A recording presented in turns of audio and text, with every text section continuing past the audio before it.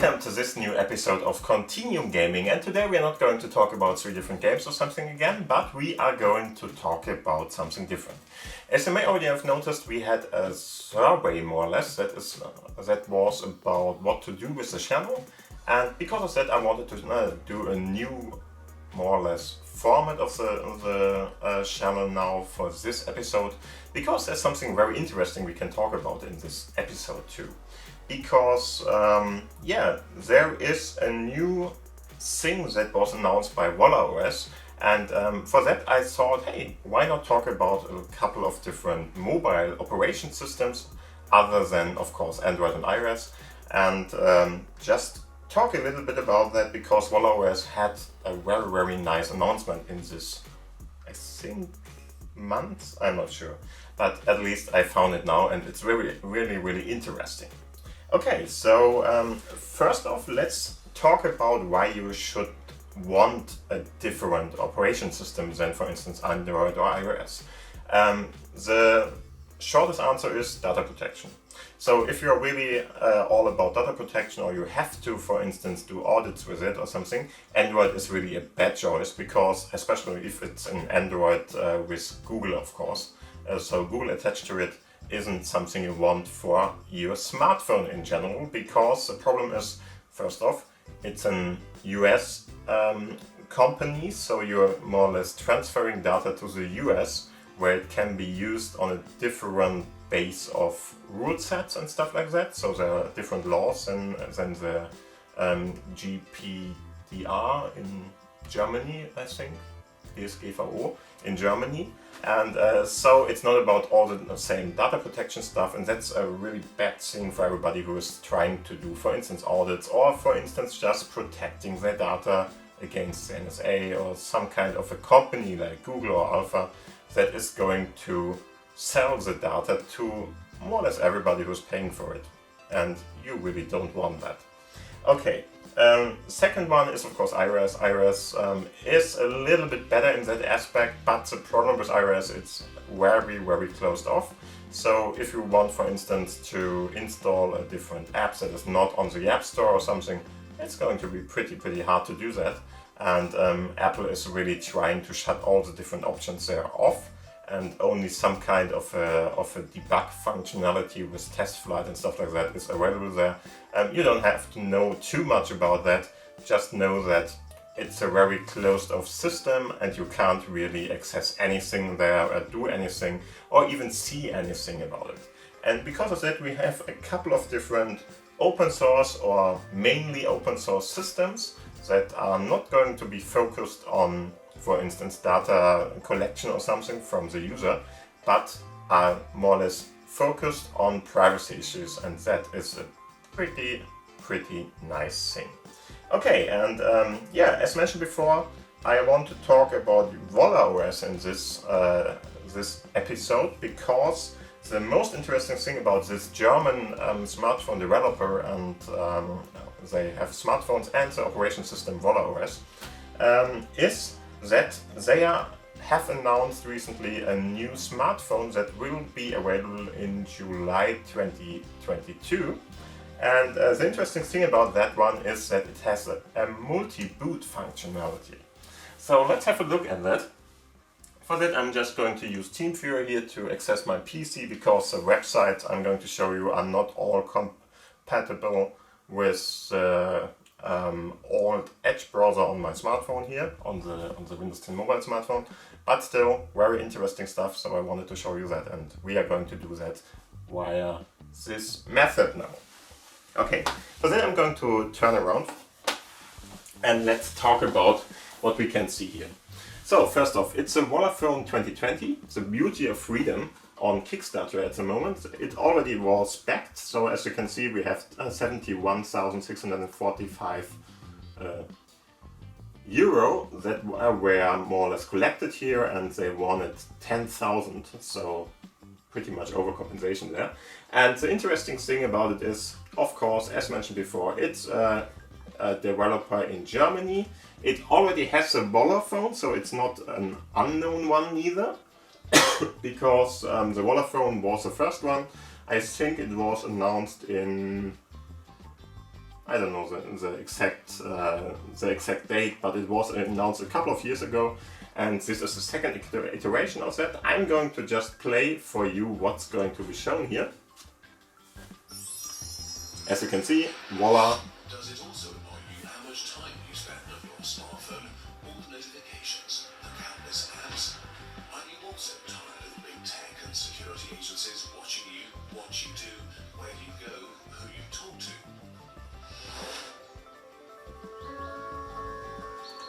Yeah.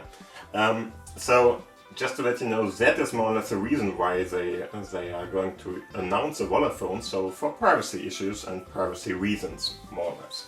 And as I mentioned before, there is a pretty interesting, cool feature on this phone, which is, let's see, I think there is some kind of an image down here somewhere.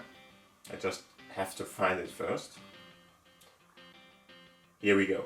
You can really select on the smartphone a different operation system. So Volla OS, which is, by the way, an Android-based OS, which is de-Googleized. That means that all the different services and stuff like that from Google are already replaced with something more open source friendly, or at least a different provider of stuff. And in the end, you are going to select what you want to use there. And it's not going to be Google connected in this case. But let's talk about it later. First off, as you can see, we have Volla OS here, we have Ubuntu Touch, we have Sailfish OS, Doridian and Manjaro. The last two I don't know neither, but the most interesting three are the Volla OS, Ubuntu Touch and Sailfish OS ones. And of course I like Sailfish OS, so this would be the operation system I might use for this. But just to show you, it's more or less a simple thing to start the operation system. More interesting about that is that it's going to be an operation system which is placed on a memory card. I'm not really sure about the performance of it then, because that might be a bad thing about it. But in the end, you can have one main operation system which is fast, and the other ones are going to be a little bit slower if you're going to put them on the micro SD card, for instance. And yeah, this is more or less the reason, because there is just not enough space on the internal memory of this smartphone to host all the different operation systems here and still have enough to, for instance, install apps and stuff like that. So it makes somehow sense to do that. And the interesting thing here, you can see the smartphone itself, which is going to look more or less like this. I think it's a nice little touch there. And I really like the Volla logo. For some reason they just rolled it down. Volla, sorry, not Volla, Volla in this case, the Volla logo. And they just rolled it down on the smartphone. And it somehow is a nice one. I really like it. Yeah, it's of course a newer smartphone, and that is something special too. You can, for instance, replace a battery for the smartphone, which is really something very, very rare today. It might come back again, we will see, because EU is currently investigating in that and wants the operation or the manufacturers of smartphones to make it happen again, that you can, for instance, change the battery in it in a more easy way than today and by yourself. And as you can see, here are the different options or the different technical stats of the smartphone that will be released there. So we have a 6.3 inch full HD with 410 ppi display on this, and a couple of different things. One thing that is a little bit too low, if you ask me, are the 4 gigabyte of RAM here, but I think that this is because, of course, all the different open source operation systems don't need that much RAM, like for instance Android. So it might be still a good performing smartphone here. It has a pretty large camera. We don't know about that at the moment, if it's really a good one or something, but still very interesting that they got a 48 megapixel one in there. And there are, of course, a couple of other things. What's a little bit lacking is, of course, 5G. So 5G is a little bit hard to come by at the moment for the open source smartphone OSes, in some situations at least. But for instance, Sailfish OS is already working on it, so it's going to be there in probably just a couple of weeks, 2 months, I'm not sure. But at the moment you don't need it anyway, so just forget about it. Yeah, so as you can see, there are a couple of different informations here. You can really see what's going on here and have a look at that. You might even want to try to support them. I'm not even sure if you still can do that. Give me 1 sec. Can we do that? Yeah, it seems like you can still do it for 400 euros in this case. It's a little bit higher than normal, but in the end you have to consider that you're paying not only for the hardware but for the software too in this case, and of course like that's a totally fine price if you ask me. You can already buy it in the official store too, if I'm not wrong. And yeah, the most interesting thing about all this is, of course, as mentioned before, that you can install different operation systems, like for instance Sailfish OS, or you can install, where was it? Give me 1 sec. Ubuntu Touch, for instance. Ubuntu Touch has a very interesting feature that is more or less something that is very interesting for me at least, because Ubuntu Touch has a feature called convergence, and convergence is more or less a feature that is doing the same that what Continuum was doing for the Windows 10 mobile smartphones. So that might be a very interesting thing. I find the operation system UI a little bit overwhelming, whatever. So you got this, you can see it on the small image here, you got more or less the sidebar bar, and then you got the app launcher here, and you can work with that. Problem with the Ubuntu Touch is, for instance, that you don't get Android support by default, so you can't install APKs or something. By default, there is a way about using Wayland, which is more or less emulator for a smartphone, for the smartphone, which is going to support the APKs then. But it's much harder to install and do, I think, than, for instance, the version that is going to be on Sailfish OS. So Sailfish OS is still my preferred smartphone there, or smartphone OS there. But still, very interesting times we got there, and I really, am a little bit looking forward to seeing that. It could talk about all the different ones here too, so just do a very brief overview of all the different operation systems there.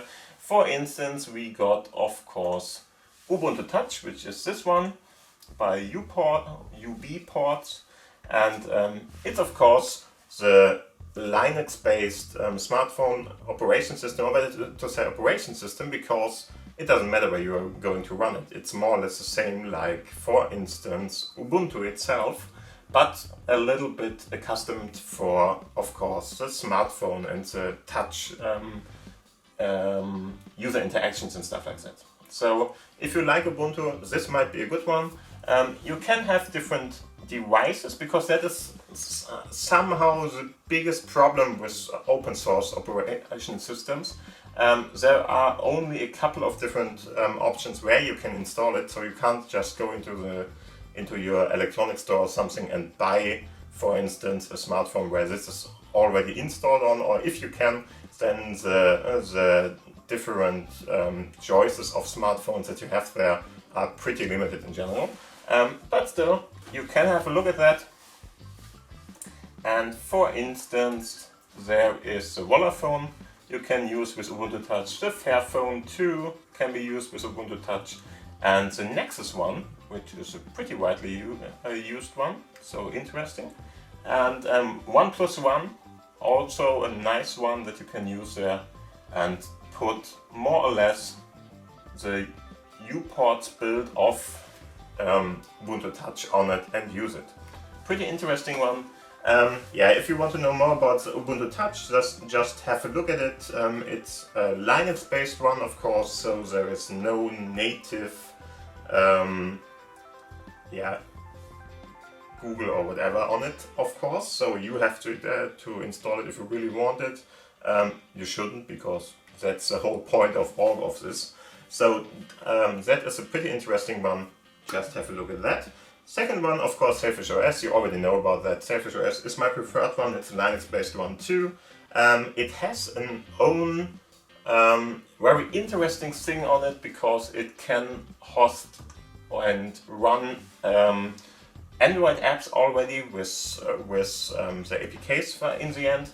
And so you can really install pretty much anything on it and just use it. If you want to have a look at that, please go to sailfishos.org. In the description it's already there. And of course, if you want to have a look at the other video I already did about Sailfish OS, just look at there or watch it there, because there I'm going to talk about everything in depth about Sailfish OS. Okay, and yeah, then of course Volla OS. Volla OS is an operation system based on a free Android version. So it's more or less de-Googleized.